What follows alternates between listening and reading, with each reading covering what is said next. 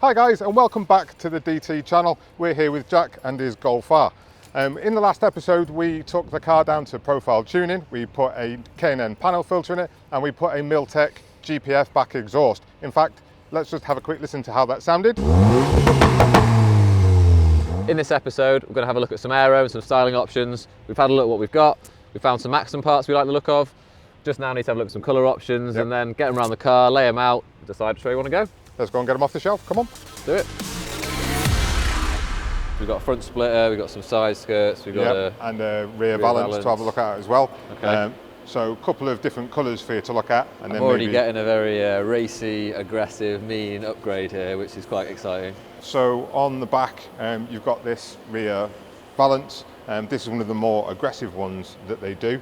It gives you some nice vertical diffuser style fins, and then you've got some detailing that kind of sits proud going around the exhaust trims themselves. With regards to the side skirts, that's going to give you a little bit more width. And then if you come around to the front, you've got the snow plow or the the Need for Speed style. Yeah, the splitter for the front, you know. To me, that's a really class piece of kit. It's certainly going to help give the R back some of its claws, I think. Yes, I can't disagree. It's a bit tame right now. So first option, it's closest to the car, so we'll do that, is the gloss black look. Gloss black on gloss black looks okay. Well, it does. Looks pretty good. But the ace in the pocket is the carbon version. Now, I'm a big fan of carbon, to be fair, as most of us are. That's the thing, isn't it? Who's not a fan of carbon? Yeah, but it's going to contrast completely against what's already sat here. Yeah, that probably will tip the balance on a decision on which way to go, because if we can get the sort of the front grille done as well, I'd be much more happy to go in with the carbon, I think. Okay, so let's just have a quick look. I tell you what, if we nip back around there, we can have a quick look at the side skirts again in the two colourways. Let's do that. Let's change it up and let's do carbon first. So that's the carbon look. Now bear in mind, it's going to pop a little bit more. Yeah, you want to take the film off. Yeah, it's got a film on for when it's getting transported.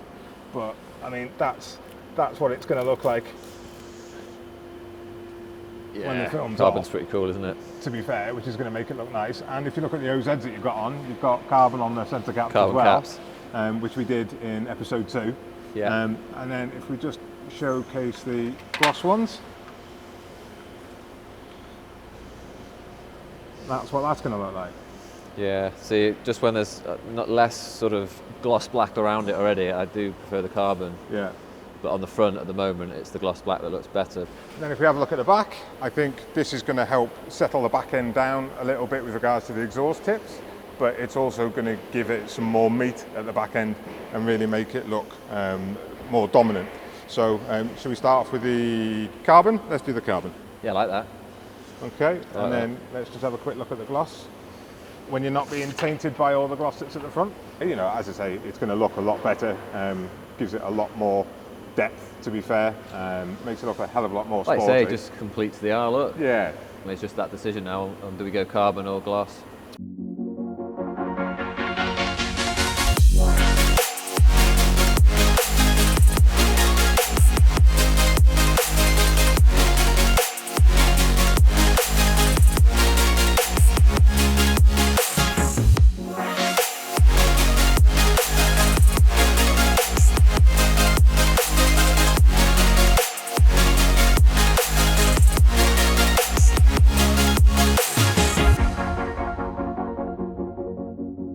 So then, Jack, the kit has been on the car for a few weeks now. The guys have worked their magic, and I must say, it is looking absolutely fantastic.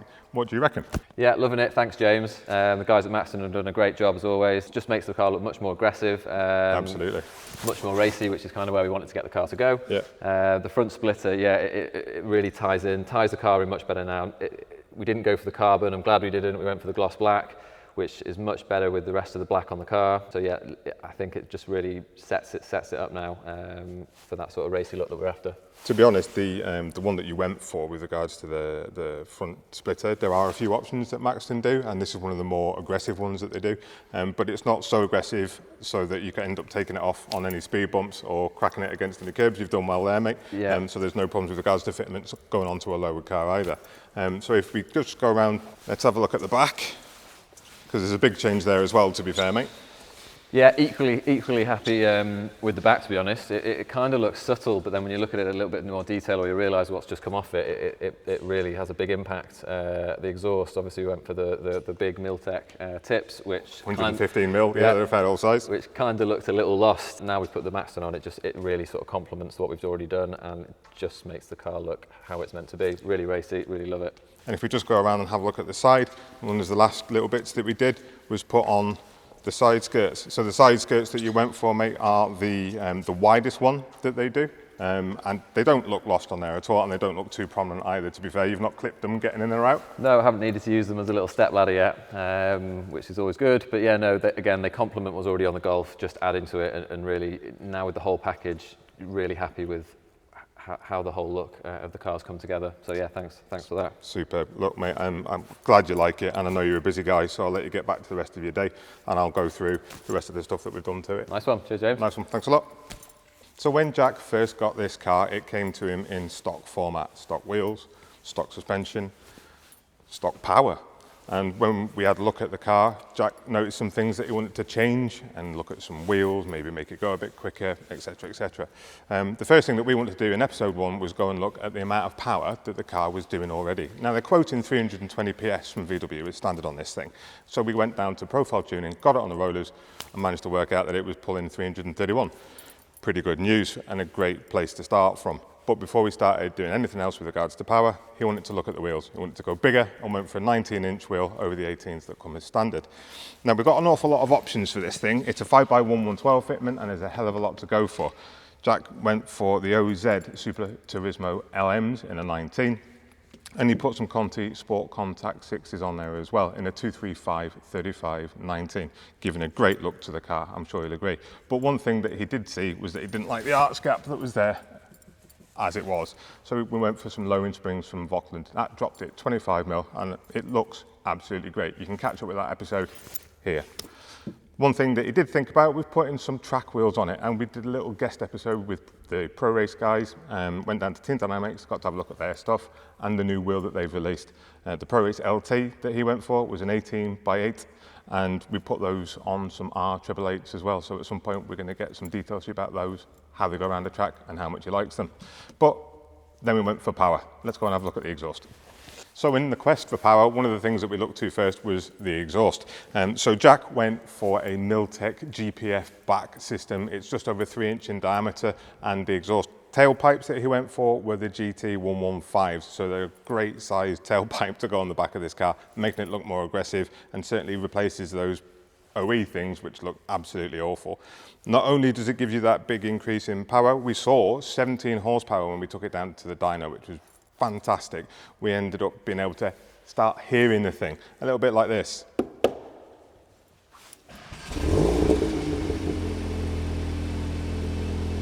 Give it a bit. What was that? Anyway, so to be fair, the exhaust gave it a big kick up the backside with regards to power. And while we were there, we put a K&N panel filter in there as well. That K&N panel filter really helped sort out that mid-range torque and gave us 3 horsepower at the same time, which was a fantastic result.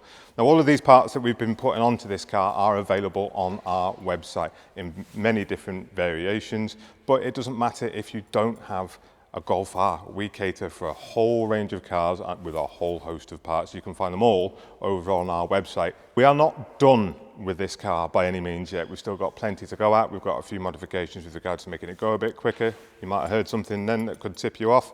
We've also got some styling stuff to come up as well. And as more stuff gets released, we'll be putting it onto the car and the website for you to be able to go and have a look at yourself. We hope that you've been enjoying the videos that we've been making so far. We've had a real good time making them. So if you could like and subscribe to the channel, that would be absolutely fantastic. And hit that notification bell so that you can be informed of the next videos that we release. By all means, leave a comment in the section below and tell us what you would do to your Golf R if you had one, or what you're doing to your car next week.